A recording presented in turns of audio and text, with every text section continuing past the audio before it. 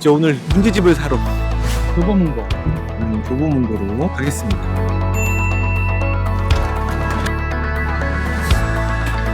어디가 문제집이야? 표정이 너무 커갖고 뭐가 어디인지 모르겠어. 와, 어딨어? 저기 풍산자 써있네. 아니 근데 왜 이렇게 책이 없냐? 물어봐야 되나?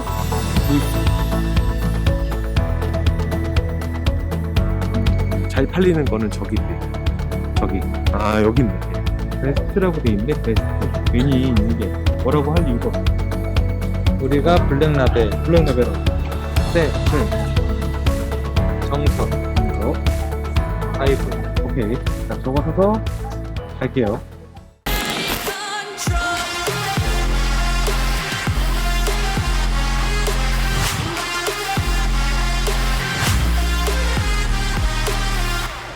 수강원 TV.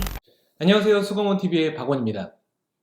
여러분, 수학 성적 올리는 방법이 궁금하시죠? 많은 방법 중에 한 가지가 자신의 등급에 맞는 문제집을 잘 선정해서 푸는 것도 등급을 올리는 방법 중에 한 가지입니다. 그래서 제가 앞으로 시중에 나와 있는 많은 문제집들에 대한 리뷰를 해볼까 합니다. 오늘은 그 첫 번째 시간으로 앞서 영상에서 보신 것처럼 수학의 바이블, 정석, 센, 블랙라벨 이 4권을 먼저 리뷰해 보려고 합니다. 보통 수학 참고서들은요, 개념 부분과 문제 부분으로 나눠져 있는데요. 이쪽에 있는 수학의 바이블과 정석은 개념과 문제 중에서 아무래도 개념이 조금 더 많이 실려 있고, 그래서 우리는 소위 이런 책들을 개념서라고 합니다. 그리고 이쪽에 있는 센과 블랙라벨은 개념보다는 문제에 더 많은 힘을 실어 있는 참고서입니다. 첫 번째로 개념서인 수학의 바이블과 정석 이 2권을 먼저 살펴볼 겁니다.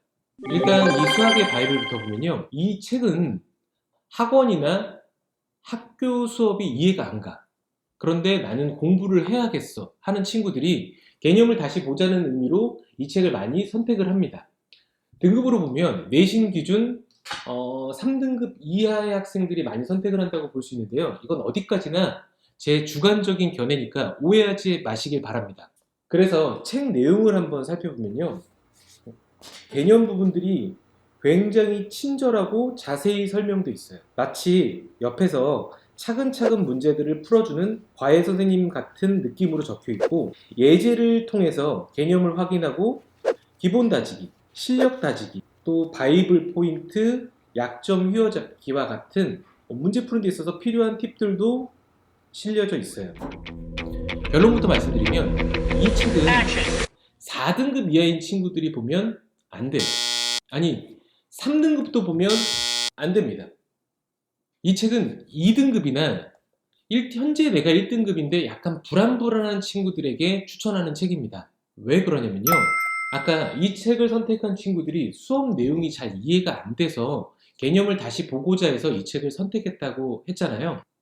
그런데 수업은 말로 전달하는 음성이고 책은 글자예요.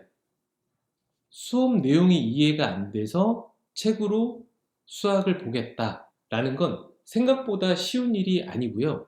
더더욱 공부를 이제 막 시작하려고 하는 친구들에게는 더욱 힘든 일이 될 겁니다. 또 개념을 글로 천천히 읽으니까 나는 시간적인 제약도 두지 않고 더 잘 이해가 된다라고 하는 친구들도 반드시 있을 겁니다. 물론 틀린 이야기는 아니에요. 하지만 이 책을 추천하지 않는 두 번째 이유는요, 앞선 자세하고 친절한 개념 설명에 비해서 실력 다지기나 바이블 포인트, 또 약점 휘어잡기에 나와 있는 문제들은 앞선 개념에서 있던 예제와는 난이도 차이가 너무나 큽니다. 그렇기 때문에 이제 막 공부를 시작하는 친구들에게는 자칫 잘못하면 소설책이 될 수도 있습니다. 반쪽짜리 책이 될 수 있다는 뜻이에요. 또 2등급 학생들은 이렇게 생각할 수 있죠. 내가 개념을 다 아는데 또 개념서를 봐야 되나? 그럴 수도 있어요. 2등급이 나오는 이유는 개념을 정확하게 모르기 때문에 1등급이 나오지 않는 거고, 변별력 있는 문제를 못 푸는 겁니다. 그러니까 수학의 바이블 같은 친절한 개념서를 천천히 읽으면서 정확하게 몰랐던 개념들을 다시 한번 정독하는 것도 좋은 방법이 될 겁니다. 그때 바이블 포인트와 약점 휘어잡기와 같은 문제를 푸는 데 있어서 팁들이 정말 마음에 와닿을 수 있고, 실력 다지기와 같은 변별력 있는 문제들을 단순히 답만 내는 것이 아니고 어느 정도 이해를 하면서 체크해 나갈 수 있을 겁니다. 그래서 저는 이 수학의 바이블을 아까 2등급 이상의 친구들에게 추천합니다. 그리고 문항수가 생각보다 많지 않아요. 그래서 한번 쭉 처음부터 보는데 그렇게 많은 시간이 걸리지는 않을 겁니다. 그 다음은 개념서인 정석을 살펴볼 건데요. 정석은 굉장히 상징적인 책입니다. 일단 첫 출판으로부터 40년이 되었다고 하고요. 우리나라에서 성경책 다음으로 가장 많이 팔린 책이라고 합니다. 뭐 그렇다고요. 그만큼 많이 패러디물도 가지고 있는 책이기도 합니다. 그리고 현재 중고등 학생들을 두고 있는 학부모들은 대부분이 정석 세대고요.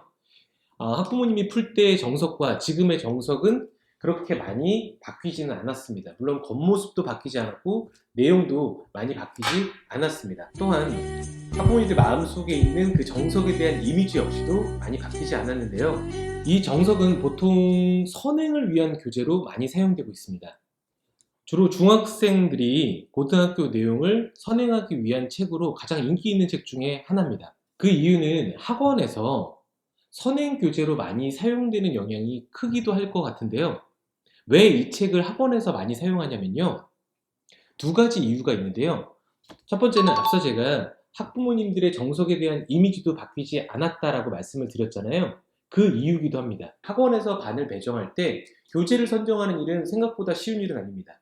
왜냐하면 너무 낮은 교재를 사용하면 또 학부모 입장에서는 그 반 수준이 낮을까봐 걱정이 되고, 또는 높은 교재를 사용하면 다른 반에 비해서 이 반이 월등하게 높은 반이 아닐까라고 생각을 할 수 있다는 거죠. 하지만 정석을 사용하게 되면 굉장히 무난한 교재로 바뀝니다. 이 반의 수준을 가늠할 수가 없어요. 그냥 무난한 반이고 선행하는 반이 된다는 거죠. 그래서 교재로 사용하는 경우가 많이 있습니다. 또 두 번째 이유는요. 강사의 입장에서 진도를 나가기가 굉장히 좋은 책이에요. 일단 단원들이 짧게 끊어져 있고요. 1시간이나 2시간 동안 나갈 수 있는 양이 딱 알맞게 정해져 있어요.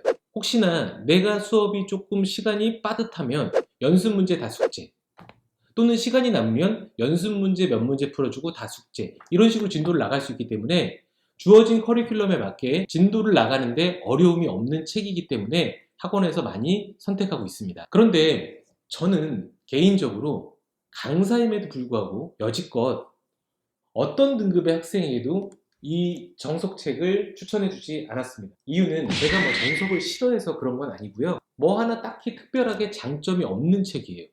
시중에 요즘에는 그 장점에 맞는 책들이 워낙 많기 때문에 굳이 추천해줄 이유가 없다라고 생각을 합니다. 그래서 정석은 추천 대상이 없습니다. 다만 상징적인 의미에서 구입하는 것은 말리지 않겠습니다. 그 다음은 센수학을 살펴볼게요. 이 책도 역시 굉장히 많이 팔린 책 중에 하나인데요. 여기 보시면 3천만 부 돌파라고 써 있어요. 그만큼 많이 팔렸습니다. 보통 수험생들이 50만 명 정도 된다고 봤을 때 대부분의 수험생들이 한 권씩은 사지 않았을까 하는 책입니다. 그래서 더더욱 따로 내용에 관한 얘기는 할 필요가 없을 것 같고요.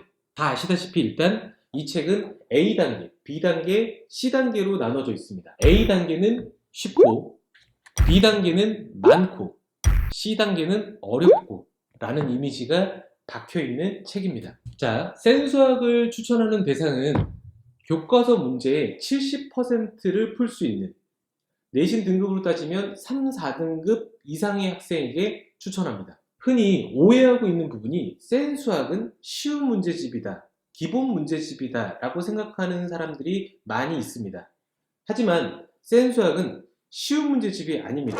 그런데 쉬운 문제집으로 오해할 만한 구성을 가지고 있긴 합니다. 이게 유형별로 같은 문제들이 나오기 때문에 유형별로 한 문제를 답안지를 보고 풀었다 치면 밑에 문제는 답안지를 보지 않고도 풀 수 있긴 해요. 왜냐하면 똑같은 문제들이 나오니까 기계적으로, 습관적으로 문제를 푸는 거죠. 그래서 교과서 문제의 70%로 잡은 이유는요, 이 유형들을 풀었을 때, 한 문제씩 풀었을 때 10문제 중 7문제는 답지를 보지 않고도 풀 수 있어야 된다고 생각을 합니다.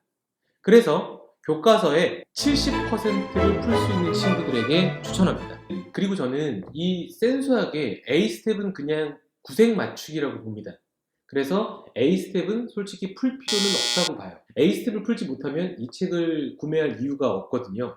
그럼 B스텝과 C스텝이 있는데요. 방금 전까지 이야기한 유형에 관한 것들은 B스텝에 관한 내용입니다. C스텝은 이게 같은 책이 맞나 싶을 정도로 난이도 차이가 너무나 심한 책입니다. 마치 별책 프로 같은 느낌이에요. 그래서 3, 4등급 친구들은 B스텝을 익숙하지 않은 채로 C스텝을 넘어가는 것이 아니고 가급적이면 B스텝에 초점을 맞춰서 B스텝을 집중적으로 공부하는 방법을 추천드립니다. 그리고 B스텝을 잘 다룰 수 있는 친구들은 바로 C스텝으로 가는 것이 아니고 센수학보다는 한 단계 높은 문제집을 사서 그 문제집을 먼저 풀고 C스텝으로 오는 것도 하나의 방법입니다. 오늘 마지막으로 볼 문제집은 이 블랙라벨입니다.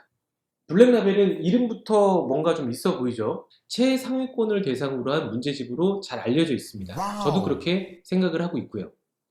1단계, 2단계, 3단계로 나눠져 있고 1단계는 기초적인 문제가 아니고 일반적인 학교의 내신 기출 수준. 앞에서 센수학을 예를 들면 센수학의 B단계랑 비슷하다고 보시면 될 것 같아요. 블랙라벨의 1단계가. 2단계를 보시면 최고의 변별력 문제라고 되어 있고요. 최고까지는 아닌데 모의고사 유형들 어느 정도 접근하는데 오래 걸리는 문제들로 되어 있습니다. 학교 내신에 킬러 문제를 대비할 수 있도록 출제되었습니다. 3단계는 2단계에서 자연스럽게 난이도 조절이 되어 있고요. 역시 수능 기출 평가원 그리고 사관학교 문제들도 보입니다. 풀이가 단방향의 문제다 보니까 단방향이라고 하면 보통 수학 문제는 여러 방식으로 접근해서 문제를 풀 수 있는 문제들도 대부분인데요. 3단계의 문제는 단방향, 즉 출제자의 의도대로 문제를 풀지 않으면 문제를 접근하기가 힘든 문제들로 구성되어 있기 때문에 상당히 까다롭다고 생각을 합니다.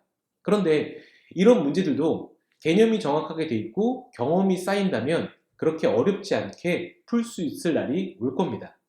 자, 그래서 이 4권을 리뷰를 했는데요. 이 4권에 대해서 전체적으로 한번 쭉 정리해보는 시간을 가져볼까 합니다. Sabawon TV. 자, 문제집 4권을 한눈에 알아보고 싶게 한번 정리 한번 해볼게요. 일단 수학의 바이블은 별점을 먼저 드리면요. 제 개인적인 생각으로는 별점 5개 중에 4개입니다. 뭐 5개를 줘도 사실은 좋은 책이긴 하지만요. 1개 빠진 이유는 대상 타겟이 개념서인데 상위권 학생을 위한 개념서라고 생각했기 때문에 별점 하나를 뺐습니다. 그 다음은 정석인데요. 정석은 2개입니다. 자, 왜 2개를 줬냐면요. 3개를 뺀 게 아니고 2개를 더했다라고 생각하시면 될 것 같고요. 2개도 충분하다고 봅니다. 왜냐하면 특화된 방향이 없어요. 그래서 추천 대상이 없기 때문에 별점은 2개입니다. 그 다음 센수학은 5개입니다. 자, 제가 만점을 준 이유는요. 일단 이 4권 중에서는 가장 완벽한 문제집이라고 생각을 하고 또 대상 자체가 여러 학생들이 볼 수 있기 때문에 저는 5개를 줬습니다.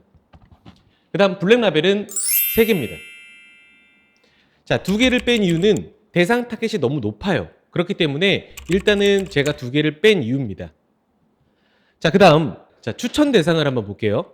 수학의 바이블은 2등급에서 1등급 조금 간당한 친구들에게 추천합니다.